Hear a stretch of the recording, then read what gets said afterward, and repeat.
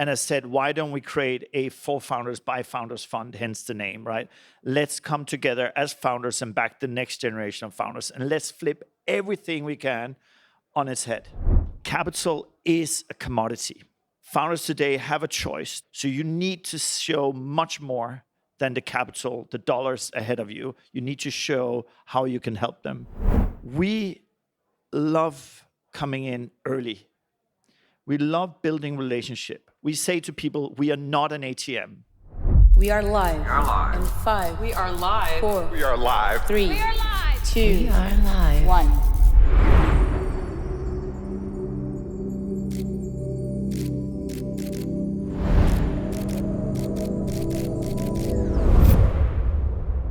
If we start from the start, to your point, I was sitting in San Francisco. I've been fortunate, been early at Skype, experiencing that incredible adventure in that. I've done my own startup. From the very early days, right? From the very early days, working with Janis and Niklas here in London, actually. And then I had my own startup that I lived in 8 years in the US and sold that to HP. But I was working with so many fellow founders, particularly from Denmark, founders of Zendesk, the 0.9 back from the beginning, right? Founders of Unity and Sitecore and Tradeshift, Skype, and so on. And like, guess how much money they raised from Danish early stage investors or any investors? Zero, right? And it was like really against all odds.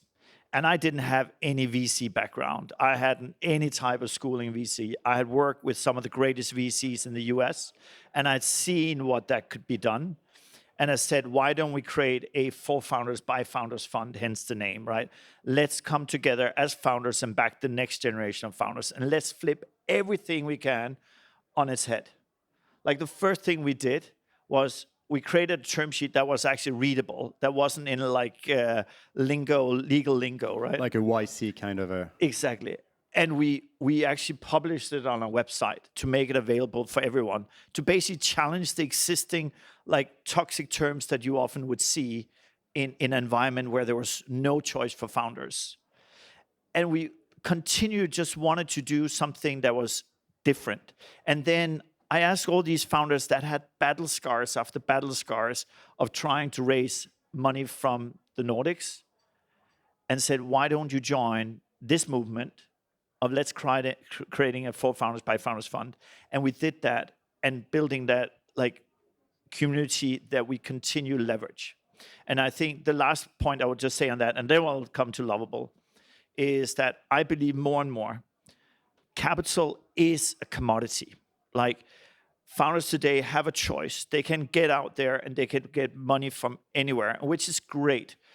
Though Europe is undercapitalized, we have an issue. That's another topic. But they have a choice today, which is great. So you need to show much more than the capital, the dollars ahead of you. You need to show how you can help them.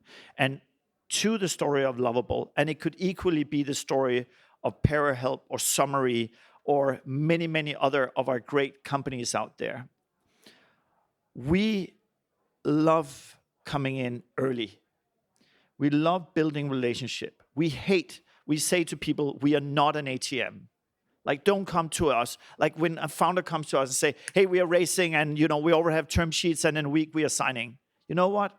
Happy for you. Then we are not the right one. Because they don't understand that this is not a sprint, it's a marathon, and we work together for a long time. And there will be so many places, even for Lovable, where it's not just fairy tales, and where you'll be looking at those who actually understand you and genuinely believe in you and can back you. And that's what we have done, like with Lovable, with ParaHelp, and so many others, where we back these founders before anyone else even thought that they could go anywhere. But we actually didn't write a check to Anton. We were actually, to be honest, not the first to write the check, because we actually kept on just working and delivering. And they sat at our office, and suddenly he said, I actually wrote a convertible note with Hummingbird. And we were like, what? So you're out fundraising, what? Okay, let's then step in. And then we did the same, right? But it's like for us, much more important to build that relationship, build the value. And that's the power of community. I can assure you, it wasn't because Anton had been out sailing with us on our voyage. He had been, engaged in our community activities, but it was also because we had so many founders that reached out. Andreas from Corti pinged Anton and said, "You'll be stupid if you don't take a partnership with byFounders and getting Magnus and Sarah involved." Yeah. And I think what's also great with Anton is that he publicly credited that staying in Stockholm rather than relocating to the Bay Area was a scaling advantage. Relevant, very relevant to the Nordic thesis. Indeed. And I think that was the second point you had around, like, from the get-go, we saw a region. I used the term New Nordics, which I really appreciate is now being used across. And the New Nordics was because it's the Nordics plus the Baltics. And the Baltics were too often being related to Eastern Europe. And I do feel that we have much more in common with the Baltics. Skype was built by a Swede, a Dane, and a ton of really smart people in Estonia, right?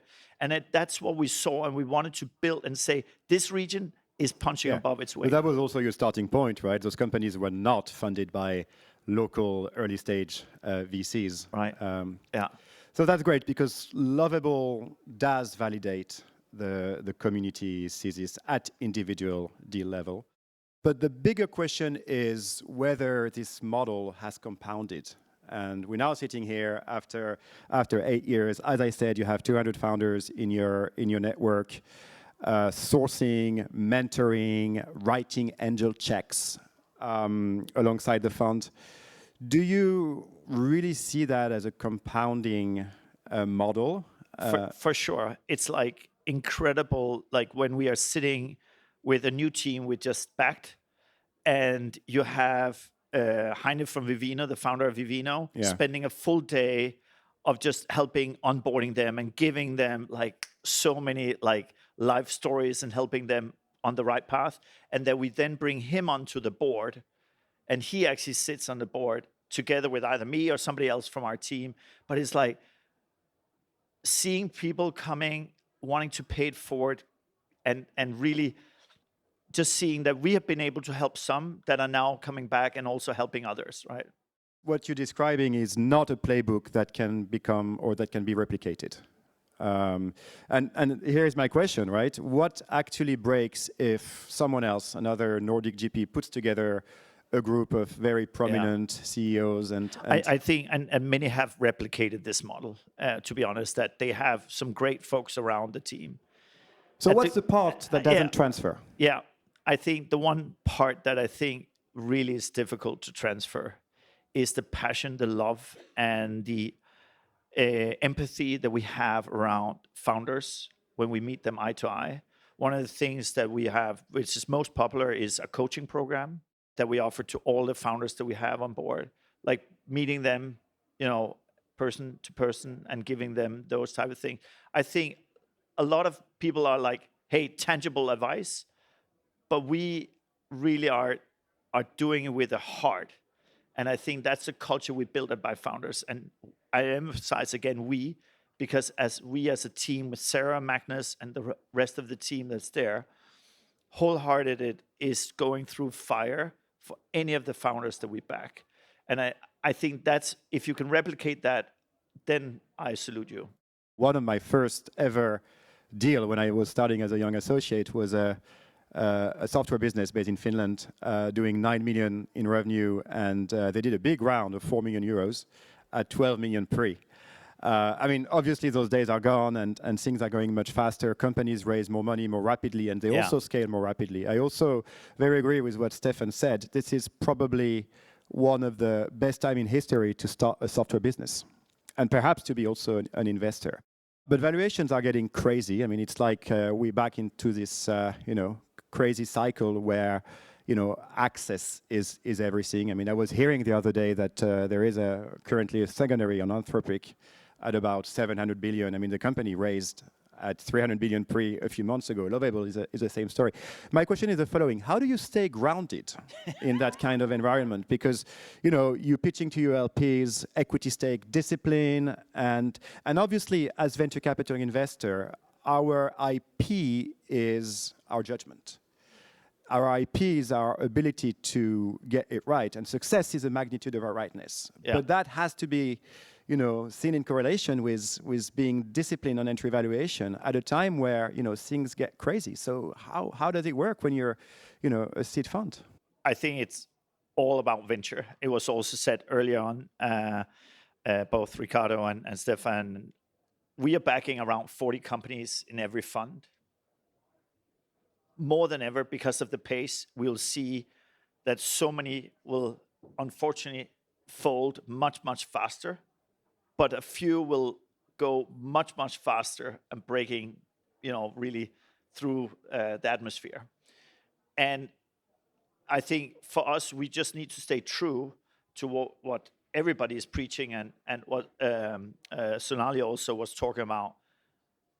When we meet great founders, and they are not treating us as an ATM, and where we are able to see that we can be on such a journey together, that's where we should step in, and we should do it with that conviction and wanting to be ready to fight. And that's some of the things, like when we are talking with our team, and do you want to join this team? Like, do you want to go through fire, or are you just like thinking of this as a great transaction? And we should step away if we are not like ready to have that. Yeah. Okay, great. And maybe last question, which is actually a question that you didn't answer to. Oh. What was your initial exit outcome for Lovable when you wrote that seed paper? We never. And how wrong did you get it? No, I'm sure we had it very, very wrong. I remember when Magnus and Sarah called me and said, "Hey, now this is happening," and it actually happened very, very fast over a weekend, and we wrote a very large check compared to our fund size and so on. But we were so convinced, having worked with Anton for a long time, having helped along the way. So it was a no-brainer. We didn't have any what is that? Where can this go?